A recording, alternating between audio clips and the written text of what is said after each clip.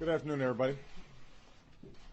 Over the last several days, the United States has been responding to events as they unfold in Ukraine.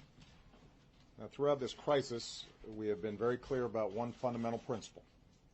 The Ukrainian people deserve the opportunity to determine their own future. Together with our European allies, we have urged an end to the violence and encouraged Ukrainians to pursue a course in which they stabilize their country, forge a broad-based government, and move to elections this spring.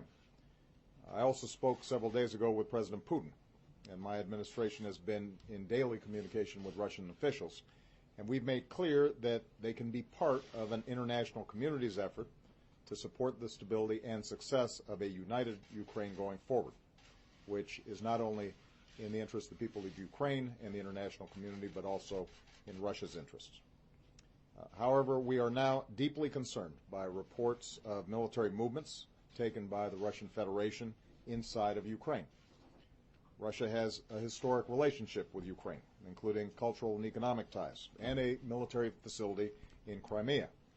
But any violation of Ukraine's sovereignty and territorial integrity would be deeply destabilizing, which is not in the interest of Ukraine, Russia, or Europe. It would represent a profound interference in matters that must be determined by the Ukrainian people. It would be a clear violation of Russia's commitment to respect the independence and sovereignty and borders of Ukraine and of international laws. And just days after the world came to Russia for the Olympic Games, it would invite the condemnation of nations around the world. And indeed, the United States will stand with the international community in affirming that there will be costs for any military intervention in Ukraine.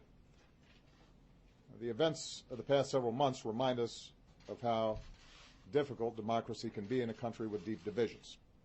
But the Ukrainian people have also reminded us that human beings have a universal right to determine their own future. Right now, the situation remains very fluid. Vice President Biden just spoke with the Prime Minister of Ukraine to assure him that in this difficult moment, the United States supports his government's efforts and stands for the sovereignty, territorial integrity, and democratic future of Ukraine. I also commend the Ukrainian government's restraint and its commitment to uphold its international obligations. We will continue to coordinate closely with our European allies.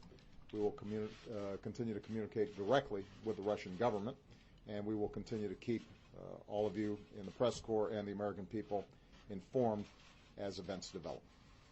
Thanks very much.